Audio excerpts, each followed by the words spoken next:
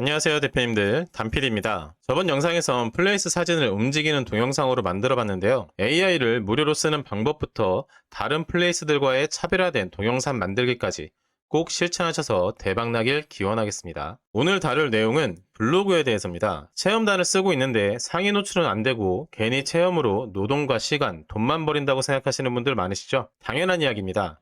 제가 대표님들에게 물어보겠습니다. 블로그 하는 방법 알고 계신가요? 어떻게 해야 내가 쓰거나 내 걸 써준 블로그 글이 상위 노출되는지 알고 있나요? 키워드를 잘 써야 한다. 글자는 1500장 이상의 사진 퀄리티는 좋아야 한다. 블로그 지수가 높은 블로거를 모집해야 한다. 이런 말들 많이 하십니다. 이게 맞을까요? 물론 요즘 블로거들이 체험에만 목표를 잡고 있어서 본인 블로그를 키우려고 하는 사람들이 많이 없어진 건 사실입니다. 그렇다고 체험 와서 글 쓴 블로거만이 잘못일까요? 아닙니다. 대표님들도 잘못입니다. 애초에 배우려고 하지 않았으니까. 오늘은 블로그 상위 노출이 훨씬 더 잘 되고 어떻게 모집해야 하며 체험 시 어떻게 가이드를 줘야 하는지까지, 그리고 블로그 글이 발행되고 나서 해야 하는 행동들까지도 한번 알아보도록 하겠습니다. 대표님들의 블로그 모집 방법에 대해서 한번 적어볼게요. 리뷰노트나 기타 체험단 사이트를 통해 가이드를 아래와 같이 만들어서 블로거를 모집하실 겁니다. 사진은 10장 이상의 500자 이상의 글을 적고 클립을 업로드하고 필수 키워드는 이런 걸 집어넣어 놓고, 그리고 체험을 신청한 블로거들의 블로그 지수를 확인하고 선정하시겠죠? 대표님 전화번호로 문자나 전화를 통해 예약을 잡고 체험을 시작하실 겁니다. 블로그는 간판과 내부, 메뉴판, 음식 사진 등을 찍고 블로그 글을 작성합니다. 간혹 영수증 리뷰를 해달라고 하거나 클릭까지 올려달라고 부탁까지 하시죠. 블로그 글이 발행되면 대표님들은 잘 썼는지 확인하실 겁니다. 여기서 몇 개나 잘못된 것이 있을까요? 제가 보기엔 십수가지가 잘못됐습니다. 첫 번째, 블로그 체험단 가이드란 어떤 걸까요? 블로그에게 체험단 가이드를 주는 이유가 뭘까요? 상위 노출이 되게 이것저것 부탁하면서 잘 써달라고? 아닙니다. 여행을 예시를 들어볼까요? 만약 내가 여행을 가는데 미리 여행지에 맛집과 관광지, 사진 명소 등을 검색하고 가는 것과 아무런 검색 없이 그냥 가는 것, 어떤 차이가 있을까요? 바로 만족도 차이입니다. 미리 검색을 하고 알고 가면 맛집에서 음식을 맛있게 먹을 수 있고 시간 낭비 없이 관광지에 도착해 즐길 수 있으며 사진도 예쁘게 찍을 포인트를 바로 찾아 찍을 수 있겠죠. 블로거에게 주는 가이드도 마찬가지입니다. 만약 블로거가 우리 매장에 방문을 했었던 손님이었다면 모르겠지만 대부분의 블로거들은 처음 방문합니다. 처음 방문을 해서 아무리 경험이 많다 한들 사장님들보다 구석구석 잘 알까요? 아닙니다. 그래서 체험단 가이드는 블로거가 미리 사장님 매장의 정보를 알고 정보들을 바탕으로 조금 더 사진을 잘, 그리고 많이 찍을 수 있게 만들어야 하고 메뉴에 대해서 정보를 전달해 블로그 글의 퀄리티를 높여주는 것이죠. 또한 체험 후에 블로거가 글을 쓸 때 기억과 사진을 바탕으로 글을 씁니다. 그러나 가이드가 제대로 제공됐다면 기억과 사진, 그리고 잊고 있던 정보들을 확인하면서 글을 쓸 수 있으니 당연히 글의 퀄리티는 좋아집니다. 블로그 체험단 가이드 만드는 방법은, 가이드는 두 가지 따로 작성해서 전달해야 합니다. 첫 번째는 블로거들이 내 매장의 정보를 미리 알 수 있게끔 내 매장의 세부 내용을 제공해야 합니다. 가이드 제공 시 AI를 이용해서 정리한 후에 전달하는 게 가장 좋겠죠. 예를 들어 보겠습니다. 저희 매장은 와인 소금을 제공합니다. 그런데 가이드 제공 전에 블로거들은 어떻게 썼을까요? 여기 매장은 다른 매장과 다르게 와인 소금을 더 맛있게 먹을 수 있었어요. 가이드 제공 후에는 어떻게 바뀌었을까요? 여기는 사장님이 한여름에도 2시간씩 불 앞에서 와인 소금을 직접 제조해서 손님들에게 제공을 해준답니다. 너무 믿음직하지 않나요?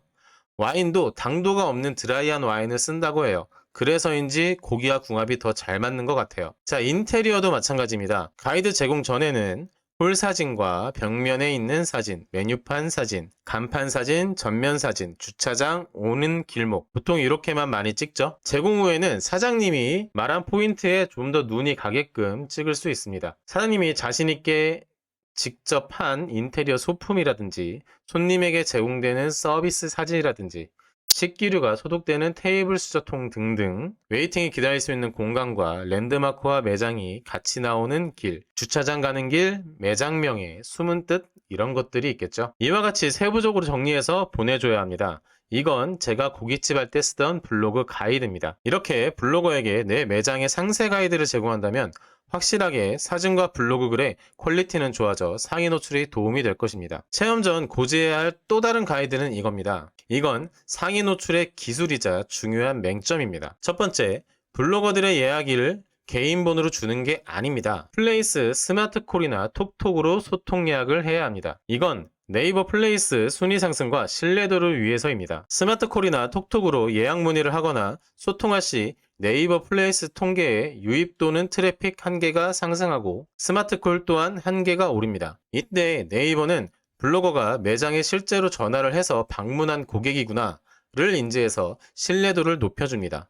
또한 스마트콜로 예약한 기록이 누적되면 인기 있는 매장으로 인식되는 거 다들 아시죠? 두 번째, 블로그 방문 시 반드시 네이버 지도, 길찾기, 즉 내비게이션으로 안내를 받아 매장에 도착하게 해야 합니다. 네이버 지도 어플로 길찾기를 해서 오는 것은 신뢰도를 위해서입니다. 블로거들이 당연히 위치만 알면 여기 근처네 하고 그냥 찾아올 수도 있습니다. 허나 상위 노출을 위해서라면 네이버에서 밀어주는 위치 기반의 신뢰도, 즉 해당 매장과의 지역적 연관성을 강화해주는 길찾기 시스템을 이용해야 하죠. 검색 알고리즘은 실제로 해당 위치에 접근했는지 IP 주소, GPS 데이터 등을 추정으로 리뷰의 신뢰도를 높이는 요소로 작용합니다. 여기서 중요한 포인트, 스마트콜 또는 길찾기를 이용해 반드시 노출하려는 키워드를 포함해서 매장명을 검색해야 합니다. 자, 지금 보시는 화면은 매장명만 검색한 결과입니다. 그 다음에 오른쪽 화면은 키워드와 함께 매장명을 검색한 거죠. 팡어링크를 제외하고는 검색은 똑같이 됩니다. 그런데 플레이스 순위에는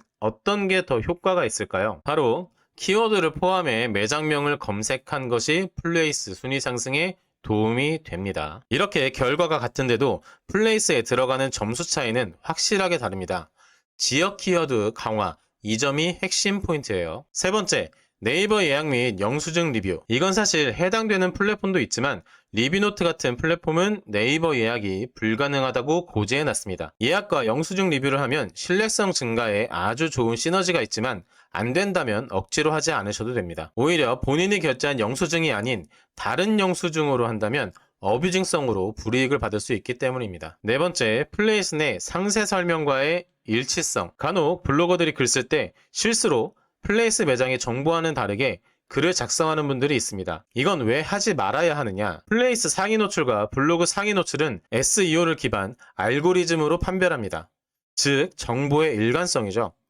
이는 신뢰할 수 없는 정보로 판단해 순위를 낮추는 행위이니 절대로 해서는 안 되는 행동입니다. 또한 실제 방문 고객으로 하여금 잘못된 정보를 발견해 영수증 리뷰에 지적이 된다면 검색 결과에서 제외될 수도 있죠. 예를 들어 블로그 글 보고 갔는데 가격이 달라서 놀랐지만 블라블라블라 이런 식으로 되겠죠? 블로그 글을 보는 손님에게 잘못된 정보는 신뢰도를 떨어뜨리고 클레임이 발생할 수도 있으니 꼭 확인하시기 바랍니다. 다섯 번째, 사진을 찍을 때는 꼭 위치를 켜서 찍게 하십시오. 윗 글에서도 설명했듯이 사진의 위치 기반, 지역 기반 신뢰도를 높여주는 과정입니다. 이는 상위 노출에 효과적으로 작용하며 또한 네이버 키워드 검색 시에 이미지 카테고리에 상위 노출될 가능성을 높여줍니다. 자, 블로그 선정은 어떻게 해야 될까요? 블로그 신청 시 보통 인플루언서나 블로그 지수만 확인하시는 분들이 많이 계십니다. 여기서 딱 정리해 드리겠습니다. 첫 번째로 해야 되는 건 블로그 지수보단 블로그 주제에 맞는 블로거를 선정해야 합니다. 블로그는 전자 쪽으로 주제를 가지고 있는데 블로그 지수가 최적으로 높다고 맛집 리뷰 블로거로 선정하면 안 된다는 겁니다. 두 번째, 블로그 주제에 맞게 선정한 후 12시가 넘어가지 않은 늦은 밤에 일 방문자를 확인, 그 중에 블로그 지수가 높은 블로그를 우선 가선점하시고 최근 블로그 글이 언제 발행됐는지 확인하세요. 그 다음에 섭외를 하시면 됩니다. 마지막으로 상위 노출을 위해 블로그 발행 후 사장님과 블로거가 해야 하는 행동들에 대해서 말씀드리겠습니다. 글 발행 전후 꼭 블로그 내용이 플레이스의 내용과 다른 점이 있는지 꼼꼼히 확인하셔야 합니다. 이왕이면 발행 전후 둘 다 확인하는 것이 좋습니다. 블로거는 발행 전에는 SEO를 위해서 확인하는 것이고 발행 후에는 체류 시간을 위해서 확인해야 합니다. 즉, 체류 시간은 컨텐츠의 질을 높여주니까요. 두 번째, 사장님과 블로거는 직원 및 알바들에게 또는 카페에서 블로그 검색 결과를 보여주고 최소 2, 3분 스크롤과 체류, 공감, 댓글을 남겨줘야 합니다. 여기서 중요한 점 두 가지 말씀드리겠습니다. 첫 번째, 스크롤 댓글 공감, 그리고 스크랩시에는 내 핸드폰에 있는 네이버 어플이 위치가 켜져 있어야 위치 기반의 신뢰도가 상승합니다. 두 번째, 블로그 글의 공유 URL로 블로그에 접근하면 안 됩니다. 예시로 가져온 블로그 글입니다. 보통 공유할 때 이런 식으로 공유를 많이 하죠. 자, 두 번째, 굉장히 길어 보이는데 이것도 마찬가지로 같은 블로그 글입니다. 그런데 차이점이 뭘까요? 이 URL은 키워드 검색으로 부평 고기 맛집 고기살롱을 검색해서 네이버 블로그 글에 들어가는 URL입니다. 다르겠죠? 그냥 URL에 들어가는 일반 유입과 키워드를 기반으로 해서 들어가는 유입, 완전한 차이가 있습니다. 제가 지금까지 말한 것들만 지키고 실천으로 이루어진다면 블로거와 사장님에게 상위 노출과 더불어 매출 상승까지 이뤄낼 수 있습니다. 긴 영상 봐주셔서 감사합니다. 이상 단PD였습니다.